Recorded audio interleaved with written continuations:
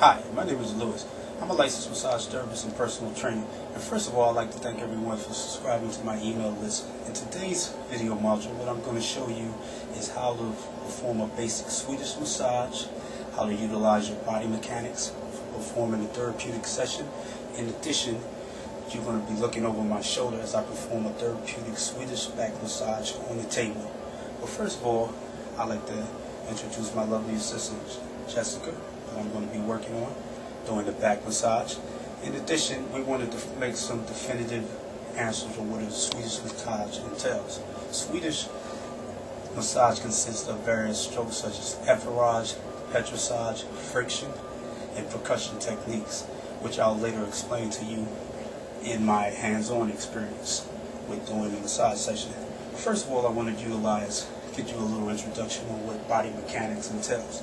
Body mechanics is designed to protect yourself. Before you actually perform any massage session, you should also make sure that your table height is adjusted appropriately, that your client is comfortable on the table, in addition to utilizing your footing position, making sure your feet is at like a nice 45-degree angle as you lean into your strokes.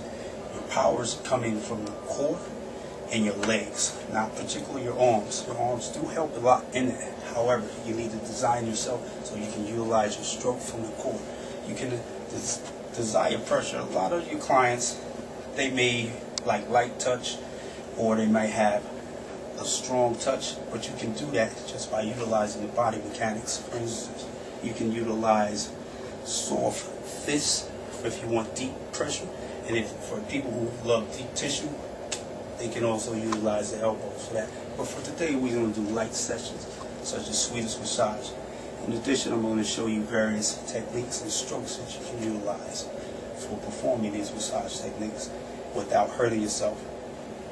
Most massage therapists do not last within 5 to 10 years due to the fact that they're suffering from any prone injuries such as carpal tunnel.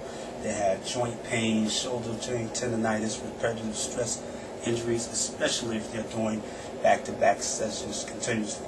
Today, I'm going to alleviate all that and show you the proper way to perform a massage.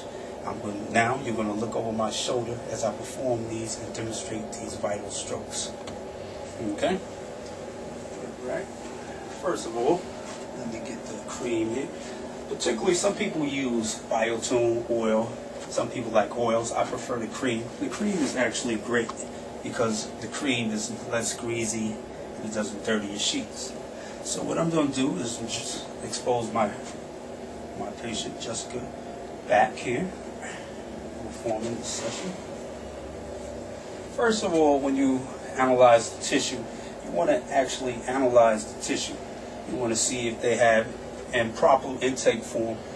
You want to actually ask, providing you've done your proper intake, making sure that they don't have any medical conditions, any contraindications, such as any type of skin lesions and things of that nature. Once you've done your proper intake, do they have high blood pressure or any type of other physical ailments? But there's very little contraindication to massage. But general relaxation, if they're coming in, if your client's coming in for general relaxation, all they want to do is relax on the table and perhaps alleviate a lot of stress.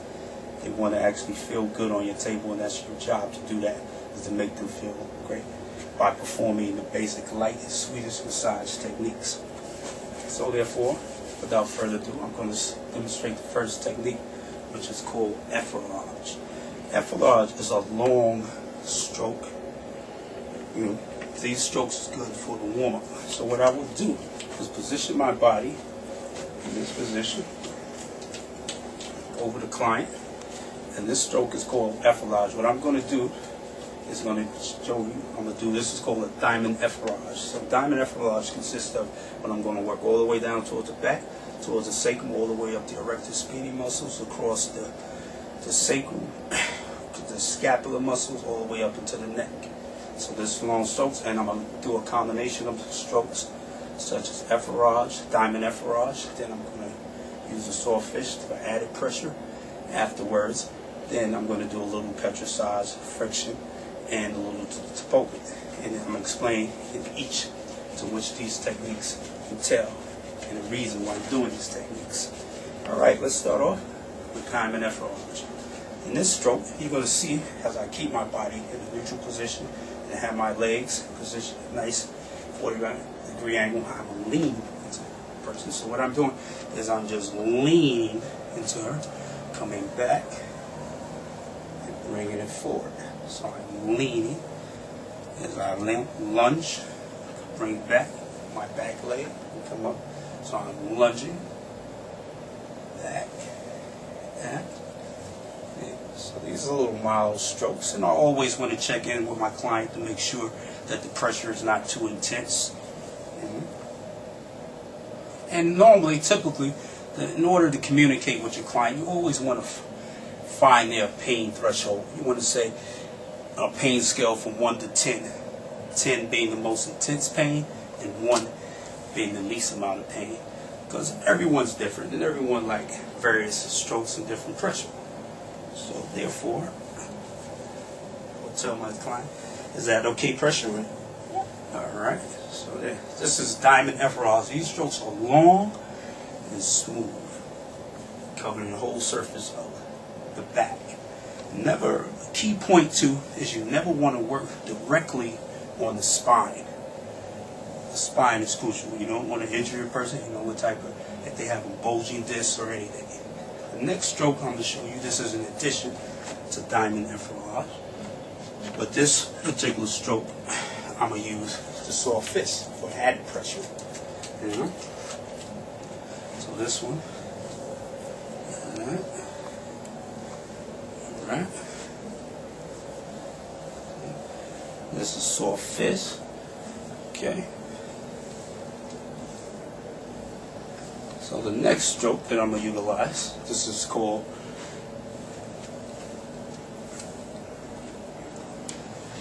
petrissage, or so this is a little stroke we're going to utilize. Just all the way down the body. You want to get all the muscles, even all the way up to the upper traps and neck. The next stroke we're going to have is called petrissage. This is a form of kneading stroke, and what I do is knead the muscles. I'll grab the tissue, bring it in towards it. This is petrissage. And key point 2, you always want to keep your fingers close together. You don't want to actually spread the fingers apart. You want to keep them nice and smooth. This is a nice petrissage motion. This is a kneading motion. And these strokes are designed to warm up the body.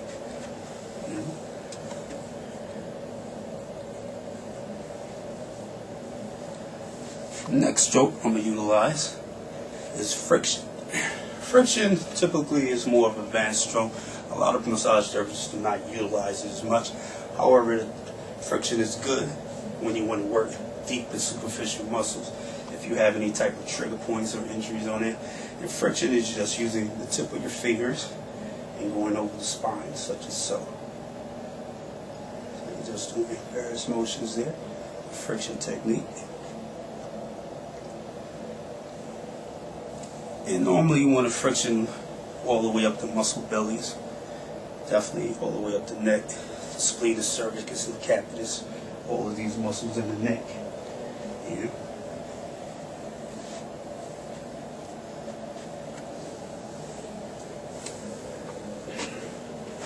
And the next stroke that I'm going to utilize is going to be the tapotement.